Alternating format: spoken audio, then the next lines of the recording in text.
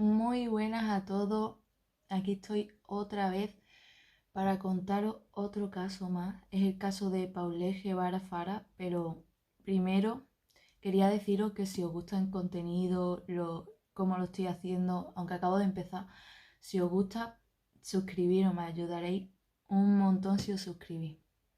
Y dejarme consejos de las cosas que os parece que podría cambiar y tal, que no está haciendo bien o algo. Escribírmelo abajo por los comentarios y lo estaré leyendo todos, estaré respondiendo a todos. Y bueno, como este caso es más largo que el anterior, os aconsejo que cojáis unas palomitas, algo para tomar, lo que sea, y estéis aquí un ratillo conmigo escuchando lo que pasó con esta niña. Y bueno, pues empezamos. Pues Paulette, para el momento de los hechos, era una niña de 4 años de edad. Ella, junto con su familia, vivía en Huixquilucan, no sé si se pronuncia así, en México. Ella, cuando nació con 25 semanas de gestación nada más, por lo que los médicos y eso no pensaba que iba a vivir mucho tiempo, porque había nacido muy prematura y pensaban que si vivía iba a tener muchas limitaciones, como en el habla, no iba a poder caminar, etcétera. Pero la niña empezó a caminar, dijo algunas palabras, decía papá, mamá, aunque necesitaba ayuda para todo. Necesitaba mucha ayuda porque tenía limitaciones. Por eso ella también tenía en su casa 2 niñeras. Siempre tenía 2 niñeras. Aunque las 2 niñeras siempre estuvieron allí, siempre estuvieron cuidando primero a la hermana de Paulette, Lisette, de 7 años, y después ya cuando nació Paulette las cuidaba a las dos. Y ya entrando más en la familia también estaba la madre de Paulette, que se llamaba Lisette también, y era abogada, y el padre de Paulette, que se llamaba Mauricio y era vendedor de propiedades. Pues ya entrando un poquito más también en los sucesos, pues todo esto pasó el 22 de marzo de 2010, por la noche. Ella, Paulette, llegó a casa de unas vacaciones que tuvo con su padre y su hermana. Se fueron a Valle Bravo. La madre no fue porque se fue de viaje con unas amigas.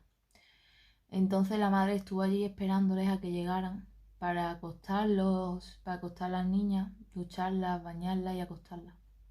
Primero de todo, cuando llegaron, la madre ya estaba allí.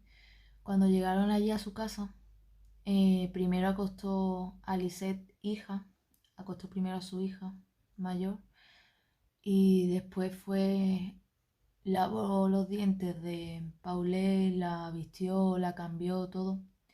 Le puso su pijama, la acostó y como hacía cada noche, le puso a cada lado de su cuerpo, en su cuerpo, a cada lado le puso una almohada para que la cama era alta, no era una cama de niños chicos normal, era una cama alta de una persona mayor.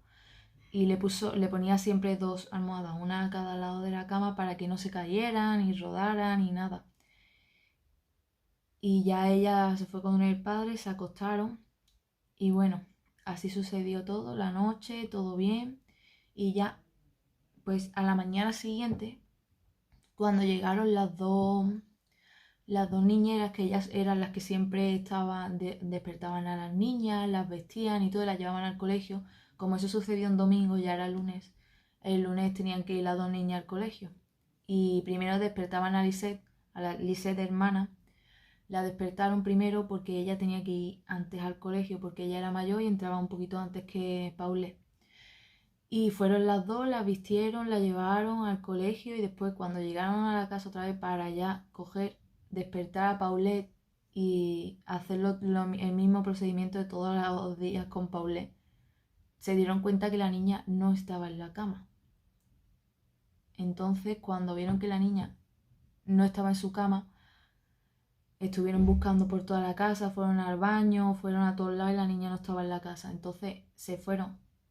Una Erika, que fue la que fue a despertar a Paulette, fue al cuarto de los padres, que estaba justo al lado del cuarto de Paulette.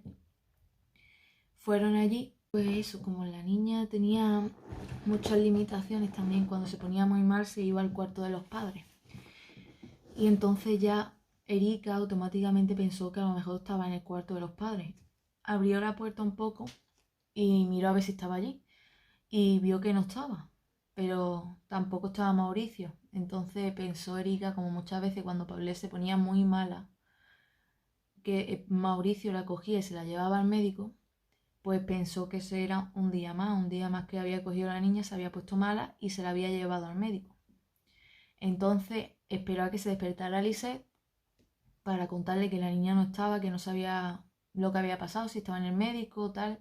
Y ella, cuando se despertó Lisette, lo primero que le hizo fue decirle que la niña no estaba, que no la había llevado al colegio, que si estaba bien, que Mauricio tampoco estaba, que se había pensado que se había ido al médico, como había pasado en muchas ocasiones. Y dijo, entonces Lisette le respondió que no, que la niña no se había ido con Mauricio, que la niña debería de estar en su cama.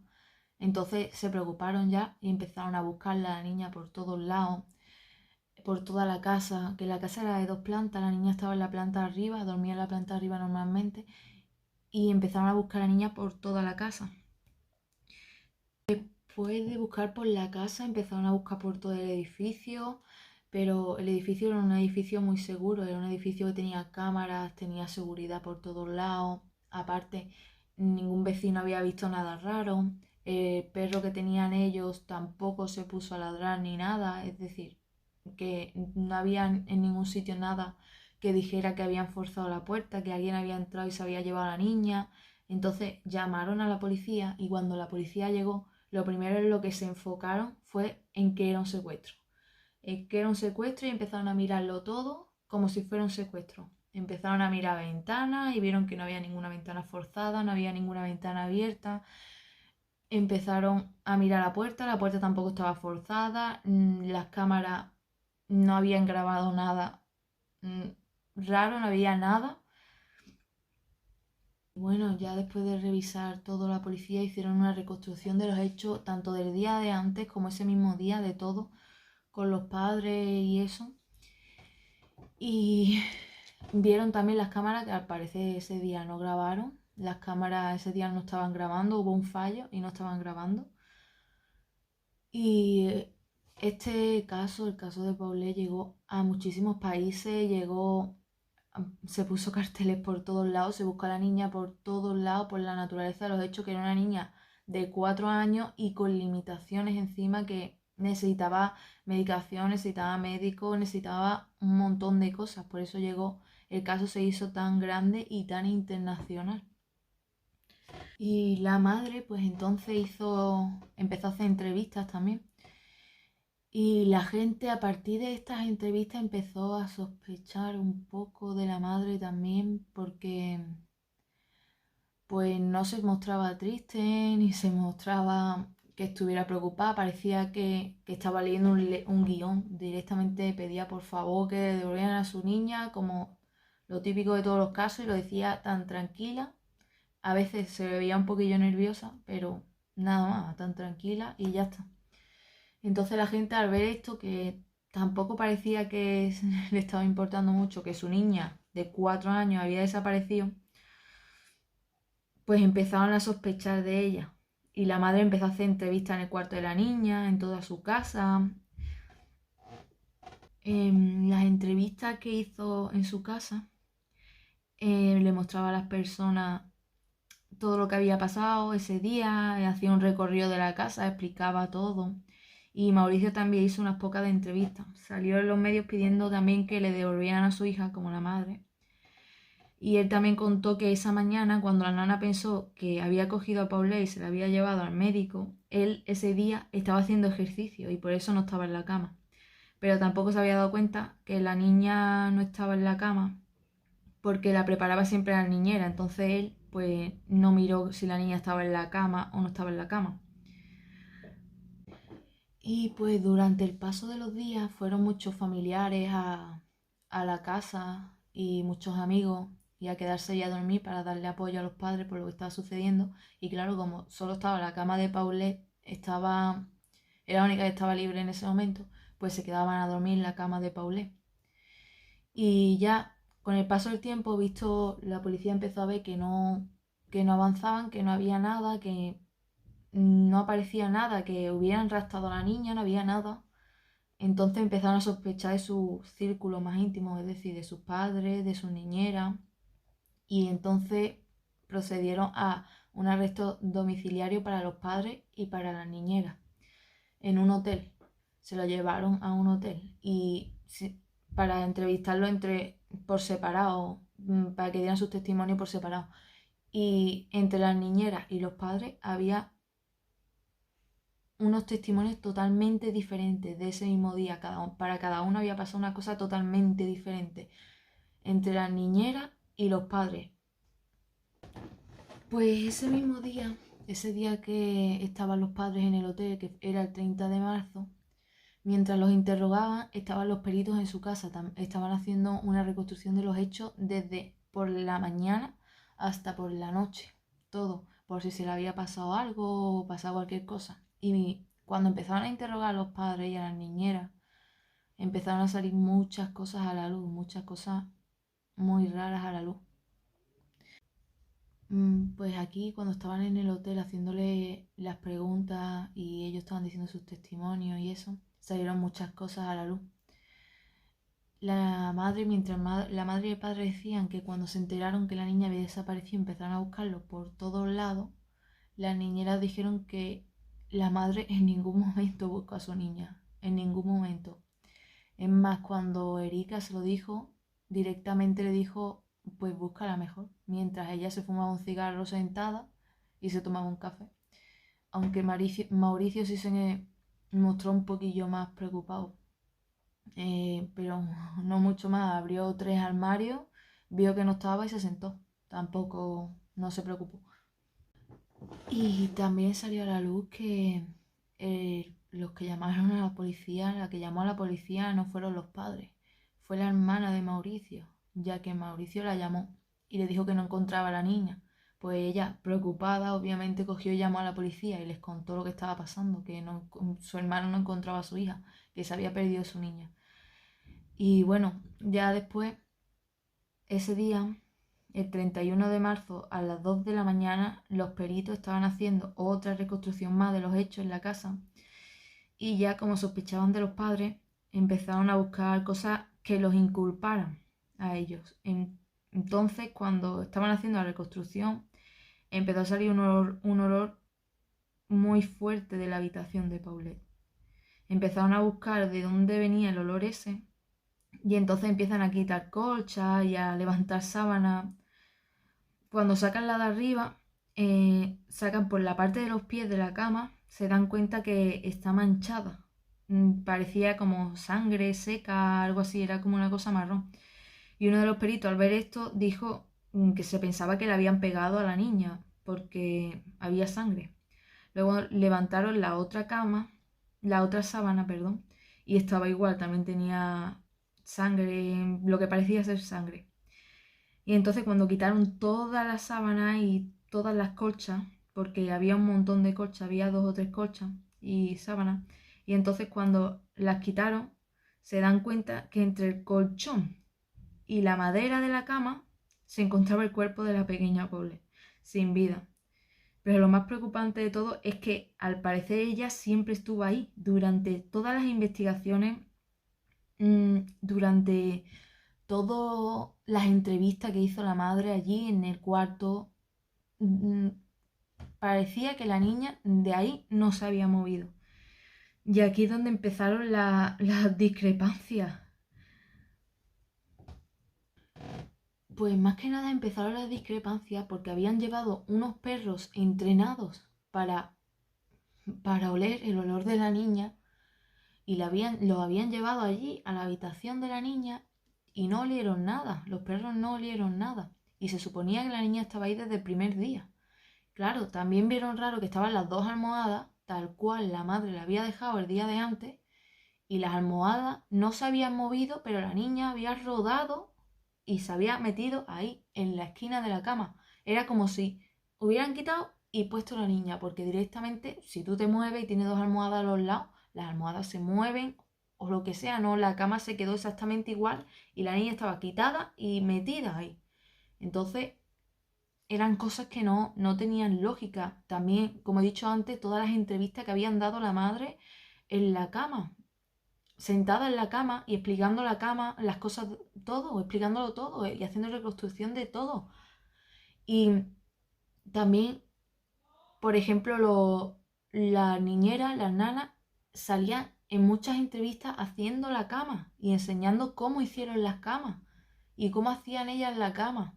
Entonces, y en una de las entrevistas de la niñera se ve la niñera tocando esa parte, la parte en la que estaba la cabeza de la niña, se ve perfectamente cómo está metiendo la sábana por debajo, en la parte de abajo, metiendo la sábana. Y ahí estaba la niña y no se veía nada, nada, no se veía nada en la entrevista. Y la niña estaba ahí desde el primer día. Por eso también la niñera decía que era totalmente imposible que la niña estuviera ahí desde el primer día, porque ellas habían hecho la cama una y otra vez. Y aquí pondré un cacho, si puedo ponerlo, pondré un cachito de cómo salen las niñeras haciendo la cama, justo la parte en la que está la niña, la que se supone que estaba ahí, y no había nada. Y como he contado antes, durmieron amigos de la familia, durmieron familiares en la cama de la niña y ninguno olió nada, ninguno vio nada, nada. Es que nadie olió nada ni nada de nada. Y allí durmieron un montón de personas. Y claro, como dormían tantas personas, pues las niñeras volvían a hacer la cama y la volvían a hacer y la volvían a hacer. Y salen explicando cómo hacían la cama. Pero no había nada, es que no había nada. La niña se encontró como arropada con la colcha. También Marta, otra de las niñeras, explicó que cuando ella hizo la cama el día que desapareció la niña, la colcha, la parte de abajo de la colcha no llegaba hasta abajo. Y es totalmente diferente a cómo se encontró el cuerpo de la niña y cómo se encontró la colcha, que sí llegaba hasta abajo. También en una entrevista se vio que la madre estaba enseñando un pijama de la niña completamente igual pijama con el que se encontró la niña el día que se encontró muerta. Y enseñó un pijama totalmente igual. También puede ser normal que tenga a lo mejor dos pijamas o que la hermana tenga otro. No sé, puede llegar a entenderse, pero la gente ya empezó a decir cosas al ver eso, porque era con el mismo pijama que se encontraba la niña. También empezaba a sospechar más de la madre porque había soltado frases tipo, ya empiezo a pensar que se la llevaron los extraterrestres, se la llevaron los ovnis. Y bueno, aunque Paulette no aparezca, yo tengo otra hija. Eran frases que, como es lógico, que eso no es normal para una situación así. Después de la autopsia también, ya entrando en la autopsia, y bueno, ya entrando en la autopsia, se determinó que la niña había muerto por asfixia mecánica, por obstrucción de fosas nasales y también por compresión torácico-abdominal. Es decir, que ella cayó entre el colchón y la cama y se asfixió. Y el colchón ejerció mucha presión sobre su tronco y entonces murió. No se encontró nada más aparte de esto. En la autopsia también se dijo que la niña llevaba 9 días muerta, es decir, desde que desapareció. Pero otros que hicieron autopsia antes que esta, la habían examinado antes, que dijeron que la niña no llevaba 9 días muerta, vaya, solo 3 días como mucho y por la descomposición que tenía. Estos también dijeron que había muerto por asfixia. A este médico lo llevaron nada más sacarla de la casa, vaya, nada más que sacaron a la niña de allí, la llevaron ahí. Esta versión nunca fue aceptada, lo que se aceptó al final fue la segunda autopsia. Y esto iba más a la par con cómo se había encontrado el cuerpo de la niña, ya que lo que tenía en la cama no era sangre, sino fluidos de descomposición. Dijeron que el cuerpo no estaba más descompuesto y se conservó bien debido al clima de la habitación, que era como frío, y el hecho de que estuvo cubierta en sábanas, mantas, colchas, por lo que tuvo un tipo de embalsamamiento, conservando el cuerpo así como se encontró. Todo esto tuvo un revuelo muy, muy grande, como es normal en México. También salió a la luz que habían puesto micrófonos en la casa de los padres de Paulette y en una de las ocasiones se escuchaba a la madre decirle a Alice, la hermana de Paulette, sí, no, como sí, no vayas a decir nada. Nada más dile que estamos muy tristes porque tu hermana se perdió. Es todo lo que tienes que decir. Y a lo que la niña responde, ¿por qué, mamá? Y la madre ya se cabreó y le dijo, es todo lo que tienes que decir, mamita, porque si no, se empiezan a malinterpretar las cosas, nos pueden acusar de que nosotros nos las robamos o que tú la empujaste afuera para perderla. Entonces tú mejor no digas nada porque no sabemos nada. Eran demasiadas cosas las que incriminaba de cierta manera a la madre. No eran cosas como tajantes, pero incriminaba ciertas cosas a la madre. También se discutió que a lo mejor la niña la habían sacado de ahí, la habían puesto en cualquier otro lugar y después la devolvieron ahí o se asfixió en el lugar donde la habían escondido. Había muchas cosas que no quedaban muy claras. Pero lo único que sí decían y repetían la niñera era que ellas habían cambiado la cama varias veces, las sábanas, las colchas, etc. Y la niña no estaba ahí. Incluso después de que se dio a conocer la autopsia, ellas seguían insistiendo en que la niña no estaba ahí. Luego de todo, la madre de Paulette sigue diciendo que ella no tiene nada que ver con la desaparición de su hija. Y Mauricio salió públicamente a decir que la responsable de la muerte de su hija pensaba que era su esposa. Y entonces comenzó otra disputa porque ambos estaban culpándose el uno al otro. Entonces salió a la luz que su matrimonio no estaba muy bien y que discutían, cada dos por tres estaban discutiendo y tampoco tenían dinero ni para pagar la casa. Entonces salió también la teoría de que a lo mejor ellos hicieron un simulacro como de secuestro para hacer que la familia de Elise, que era los que tenían dinero, pagaran un rescate y ellos quedarse con el dinero, pero nunca hubo pruebas de todo esto, era todo como hablarlo, era todo hablado. Luego Elise confirmó que ella estaba con Mauricio porque le daba miedo que le quitara a las niñas también. Y por comodidad también se quedó con Mauricio. También salió a la luz que Lisette tenía un supuesto amante y que el día ese que ella se fue de viaje con las amigas, en realidad no fue de viaje con las amigas, se fue con el supuesto amante. Pero ella salió desmintiendo todo esto diciendo que ella no tenía ningún amante, que también se dijo que como que ella quería hacer su vida y tampoco quería tener la carga de una niña con discapacidad y tener que gastar dinero en una niña con discapacidad, que necesitaba medicamentos, médicos, terapia y un montón de cosas más. Era siempre dinero, dinero y dinero.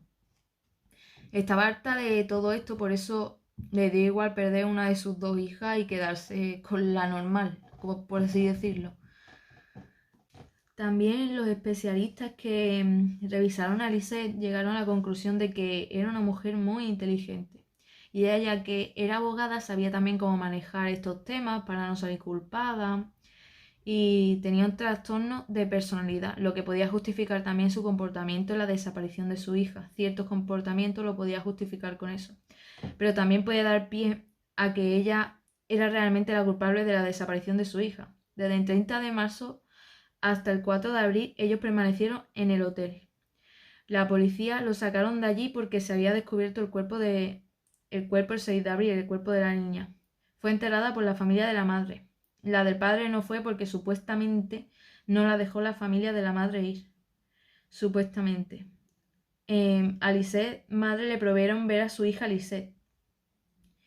Por lo cual se empezó otra disputa legal para ver quién se quedaba con la custodia y finalmente se la concedieron a la madre.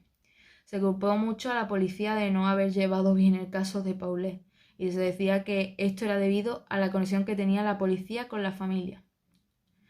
El caso prácticamente se quedó en el aire hasta 7 años después de encontrar el cuerpo de Paulette. En 2017 deciden cremar el cadáver de Paulette, ya que deciden que su cuerpo ya no puede dar más pistas ni nada más, así que ya nada se puede probar.